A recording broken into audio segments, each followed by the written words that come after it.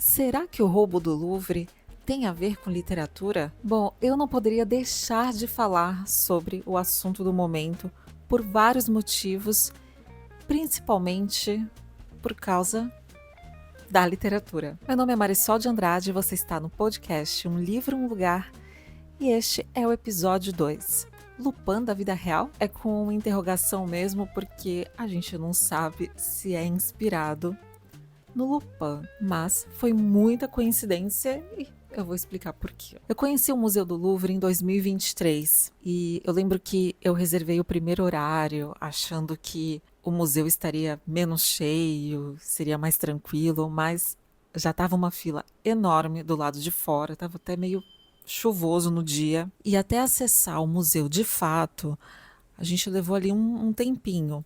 Ou seja, é um rigor muito grande para acessar o museu, tem toda uma segurança. E também, para você ver a Mona Lisa, que é a principal atração do museu, ela fica isolada, tem uma, uma cerca de madeira, né? Acho que é cerca é a palavra, agora me fugiu, mas ela fica isolada.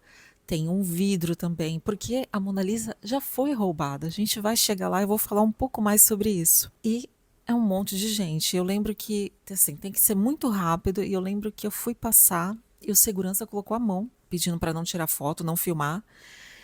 Então, assim, eu senti uma certa hostilidade. E aí no domingo, no último domingo, no dia 19, quando nós soubemos do roubo do Louvre, a gente ficou assim, caramba, tem todo um rigor, e tá certo, tem que ter uma certa o cuidado, né? A gente está lidando ali com obras, assim, obras-primas, né? Obras de valores, assim, inestimáveis. Mas aí foi a coisa mais bizarra que a gente viu, a coisa mais fácil, que não tá nem na literatura, a forma como aconteceu, né? A gente não sabe se foi planejado, né? Se houve todo aquele planejamento mínimo, mas quando a gente viu a forma como aconteceu, a gente só pensa, que bizarro, que humilhação, né? Para o maior museu do mundo. E só uma informação extra que não vai agregar muita coisa. Quando eu visitei o museu, eu estava com o pé quebrado. Eu ainda não sabia que eu estava com o pé quebrado, porque eu tinha caminhado tanto nessa viagem que eu queria visitar vários museus. Eu já tinha visitado o Museu Britânico, o Museu da Anne Frank, o Museu Van Gogh, e eu não consegui acessar tudo. Claro, é impossível já fazer isso em condições normais. Então eu priorizei algumas coisas, como a Grécia Antiga, Egito, a Mona Lisa e as joias. Sim, eu entrei na sala onde ficam as joias, que se chama Galeria Apolo. E os ladrões entraram ali facilmente, pegaram um guindaste, quebraram a janela, acessaram e roubaram 8 joias. Tá, mas o que esse episódio tem a ver com literatura? Primeira coisa, não teve como não associar o episódio à série Lupin, que se passa na Netflix. Inclusive, teve gravações. A primeira cena foi gravada no Museu do Louvre. A história é sobre o Hassan, que teve a vida virada de cabeça para baixo quando ele era adolescente. Ele e o pai são imigrantes senegaleses e o pai de Hassan foi acusado de roubar um colar super valioso que pertenceu à rainha Maria Antonieta. Essa joia, essa história é fictícia, tá? E essa acusação foi feita por um rico e poderoso homem, onde o pai do Hassan trabalhava como motorista. Tô deixando a história bem resumida para não dar spoiler. E aí o pai dele acaba sendo preso de forma injusta. 25 anos depois, esse colar reaparece de uma forma misteriosa, assim, do nada. E aí a família Pellegrini, que é dona do colar, que acusou injustamente o pai do Hassani de roubo, cria uma história, fala que as pedras tinham sido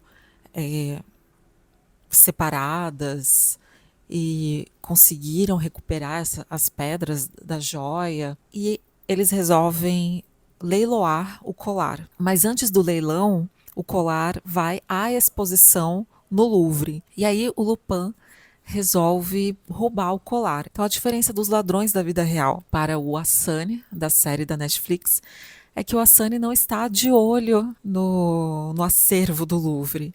Ele quer apenas o colar que pertence à família Pellegrini. Então, esse colar vai à exposição no Museu do Louvre e vai ser leiloado ali também. Então, ele bola todo um plano, ele vai trabalhar no Louvre, ele se passa por comprador. Então, tem todo esse planejamento até chegar de fato na execução. E vale muito a pena assistir a série, é ótima, mas o que tem a ver com literatura? A essência da série, a inspiração da série está justamente em um livro, na verdade, uma série de livros.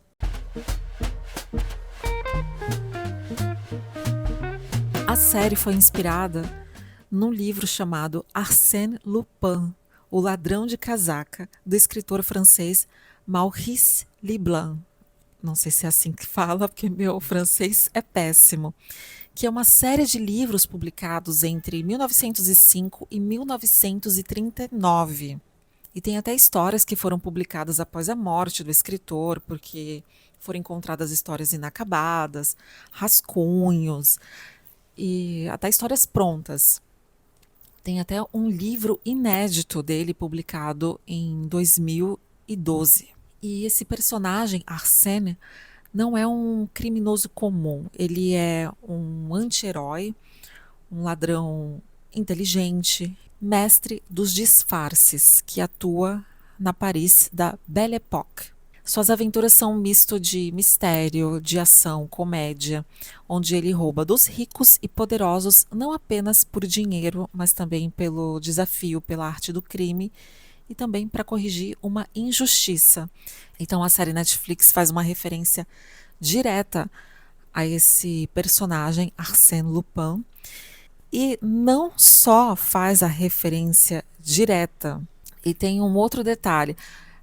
Ele é muito. A história não, a trama é muito parecida com o Sherlock Holmes, só que ao contrário. Enquanto o Sherlock Holmes vai investigar, é um detetive e tem uma série de livros, várias histórias com o Sherlock Holmes, existem vários livros sobre o Arsène Lupin em vários contextos. E tem até, inclusive, um livro chamado Arsène Lupin contra Sherlock Holmes. Vocês não entenderam errado. É isso mesmo.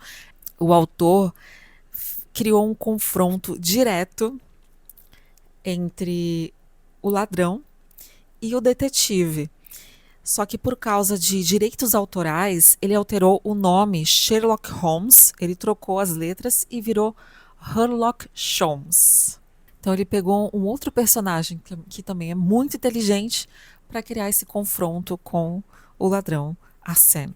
Mas voltando à série da Netflix, ela não é só uma inspiração no livro, né? No livro, na história do Arsène Lupin. Na própria trama, o pai do Arsène dá um livro para ele, que é o livro do Arsène Lupin. E é claro que o personagem gosta do livro, fica obcecado pelo personagem e por conta do que aconteceu com o pai dele, ele alimenta esse desejo de vingança e ele se inspira no Arsène Lupin para poder se disfarçar, invadir o Louvre e roubar o colar. E não só especificamente para isso, para várias outras situações que aí a gente vai vendo ao longo da série. Então, ele desenvolve uma capacidade de se disfarçar, de invadir sistemas, de invadir lugares, por conta do personagem, por conta do Arsène Lupin. Então, eu achei demais, assim, a referência, o uso desse livro, desse personagem e a coincidência do que aconteceu com o Louvre.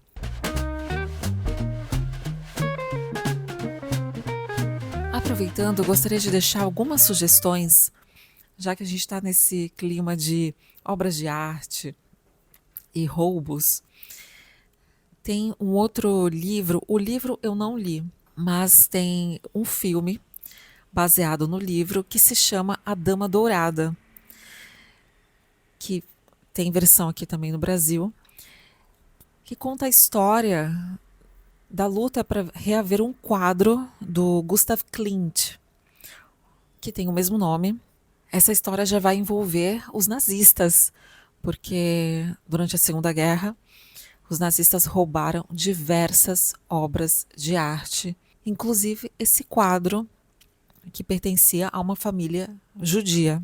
Então, a sobrinha da mulher retratada no quadro resolve luta para recuperar esse quadro. E no filme, quem faz a sobrinha é a atriz Helen Mirren. E o filme é muito bom. O livro eu não li, mas deve ser também muito bom. Mas o filme é maravilhoso e eu recomendo muito. Bom, só um adendo que está acontecendo alguma obra por aqui, então pode ser que você escute algum barulho. Como eu disse no começo, não foi a primeira vez que roubaram alguma coisa, que roubaram algo dentro do Louvre. Em 1911, a Mona Lisa foi roubada, então por isso que hoje a gente só vê a Mona Lisa daquele jeito, bem protegida, bem de longe. E na época, Pablo Picasso, o pintor, foi acusado de ter sido o mandante, de ter sido envolvido nesse crime, mas depois ele foi inocentado. E aqui no Brasil também já houve alguns episódios de roubos de obras de arte assim importantes. Por exemplo, em 2007 chegaram a levar do MASP obras de Portinari, do Picasso. Em 2006, na Chácara do Céu, no Rio de Janeiro, levaram também obras do Picasso, do Monet, do Matisse e do Dalí. Encontraram um quadro, parte do quadro, A Dança, do Picasso, numa fogueira. E uma outra obra chegou a ser anunciada num site de leilões em Belarus. Tem noção disso? Bom, a gente sabe que o acervo de grandes museus como o Louvre, o Museu Britânico, foram conquistados por meio de saques, de roubos em períodos coloniais. Inclusive, o Louvre também tem um acervo que foi conquistado não, né? Que foi saqueado, roubado, na época também de Napoleão. Mas eu acho que não justifica, né, o que aconteceu. Mas eu acho que foi assim, meio irônico, tragicômico, né? Eu diria. Enfim, aí a gente se pergunta: a vida imita a arte ou a arte imita a vida? Aquelas coisas assim. Bom, mas de qualquer forma já rendeu o que falar. E no fim, o que eu queria dizer é que não importa o que aconteça, sempre vai ter alguma coisa na literatura para a gente pesquisar, para a gente fazer uma relação. Pode ter sido só uma coincidência, uma inspiração, mas que fique pelo menos a lição para que os museus saibam tratar melhor os seus visitantes, né? Não sei se agora a situação só vai piorar e principalmente reforçar a segurança, né? Antes que a obra do vizinho piore. Eu vou ficando por aqui. E se você gostou do episódio, se você tem algo para comentar, deixe aqui nos comentários, deixe a sua sugestão. E lembrando que este episódio é baseado na minha newsletter de mesmo nome, Um Livro, Um Lugar. Então, se você quiser ler, é só acessar. O link está na descrição aqui do podcast, certo? Então, até o próximo episódio. Tchau!